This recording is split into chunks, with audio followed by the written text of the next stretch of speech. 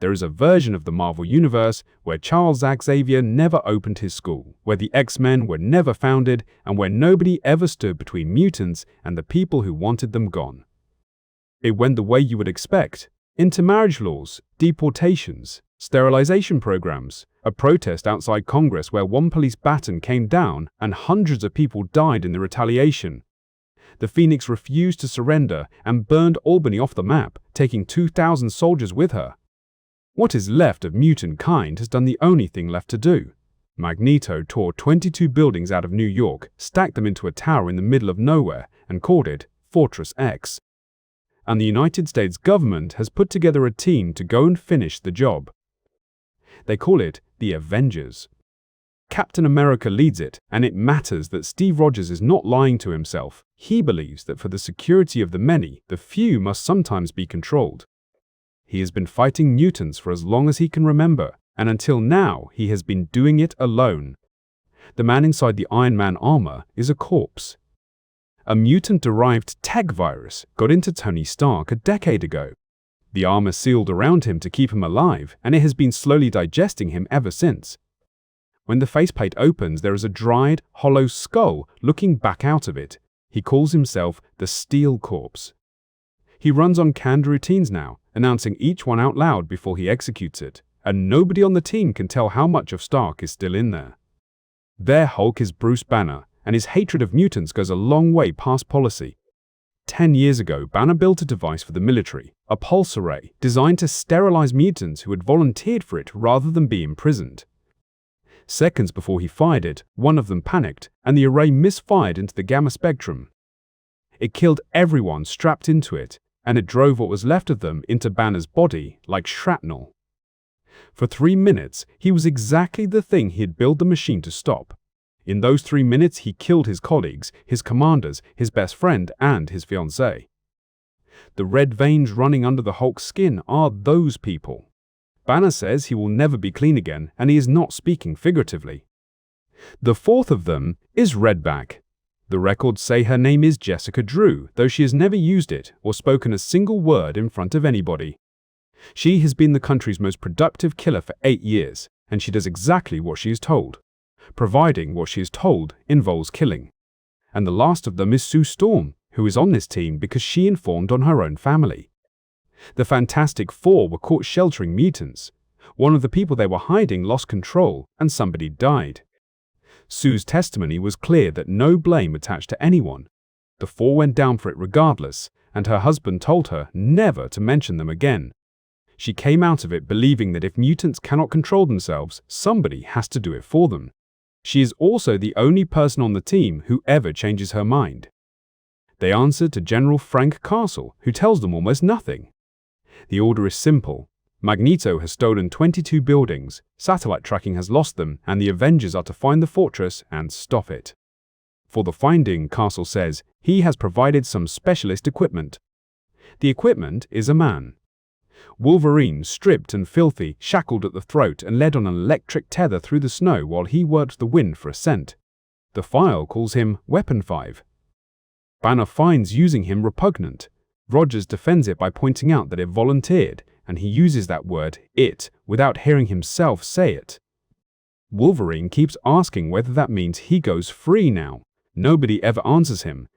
He finds the fortress anyway. It comes up out of the tree line like a broken city standing on one end.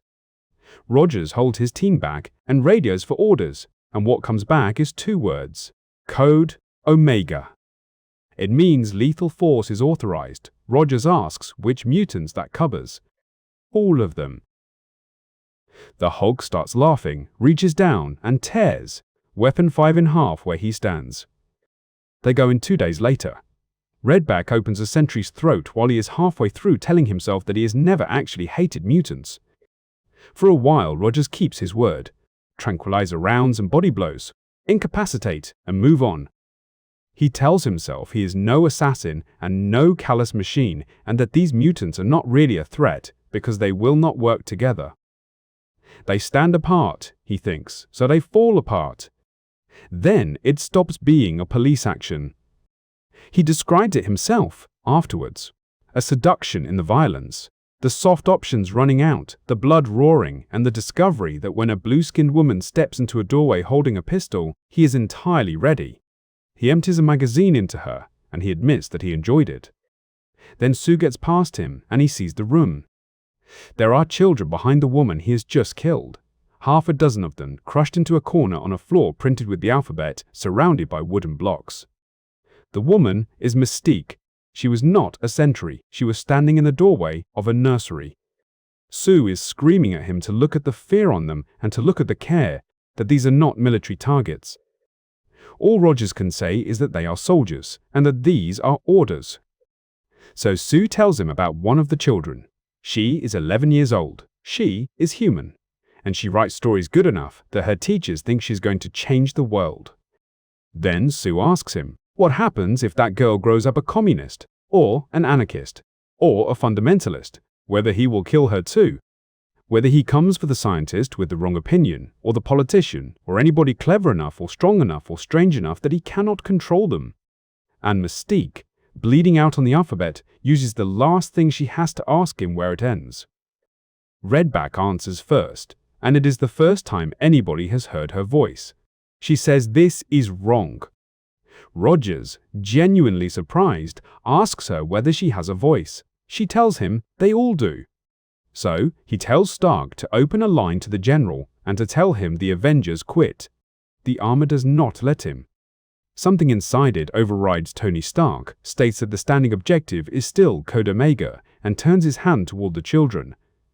He fights it long enough to get the words out in pieces, that no human being should ever be controlled. Rogers asks him how he can help him. Stark tells him not to bother. Help them! So Rogers shoots his friend through the head and finally gets the general on the line.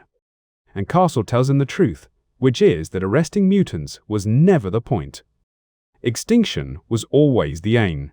A nuclear device would have done it, but a nuke has to get past Magneto, and the Avengers could not manage that. So there is a plan B already walking. 2 megatons of chemical weapon, built with no detonator and no metal parts, so that Magneto has nothing to take hold of. It is carried in on the body of a volunteer who does not mind dying. Castle tells him to go look outside. The Hulk is coming up through the trees with the bomb strapped across his chest, and the only thing he has to say is that there will be no more mutants. Rogers gets the children out, and then goes to meet him. He tells the mutants watching from the walls that he has no right to give them orders, but that when the Hulk gets through the 3 of them, they are next. He suggests they stand ready, and stand united. Then he, Sue, and Redback walk out onto open ground to hold a 2-megaton bomb away from a tower full of people they came here to kill. Castle, watching through binoculars, works out that Sue's shield is the problem and tells his gunners to spread her thin. A missile takes it, Redback goes down, Rogers goes down. And the last thing Captain America does on his feet is crawl through the rubble shouting at people to cooperate, to work together, to help her. And then, when nobody moves, to at least help themselves. The Hulk picks Sue Storm up by the head and tells her she is not worthy of the word human. That is when Redback gets onto his back. She is carrying the gauntlet torn off Tony Stark's corpse. She puts it against the bomb and she says the second sentence of her life. Human? You don't know the meaning of the word. She fires it, and the bomb goes early, out in the open hundreds of yards short, with both of them still standing next to it. Castle's forward position is a field of burned bodies. He gets on the radio asking whether anybody has eyes on the tower, whether the blast reached it, whether anyone at all is receiving. Nobody is. And the last thing he says is that he could have sworn he saw some sort of light. The light was the mutants. Every one of them who stood on that wall and watched 3 people they had, every reason to hate hold a line for them, is in the air now. Arms out, powers linked into a single shield across the valley. It held. It is still holding years later. It is the only reason Fortress X is still standing. Sue Storm never sees it. She is lying in the dirt with a mutant symbol laid across her chest. And Rogers dies a few feet away, being told by a woman he has never met that they will never forget him for it. And all of that is a memory. Because the woman kneeling over the bodies is Rogue, and in Fortress X they call her the Reaper. She carries what the dying leave behind, and she has just taken all of this out of Captain America. Over the radio, Cannonball is apologizing that she never sees any action out here and reminding her that everybody has their orders, that a defense is worthless if the soldiers will not do as they are told. And Rogue, standing over the men who came to exterminate her and stayed to die for her, tells him he is wrong. They are the few in there. Soldiers are the last thing they want to be. It's heroes they need.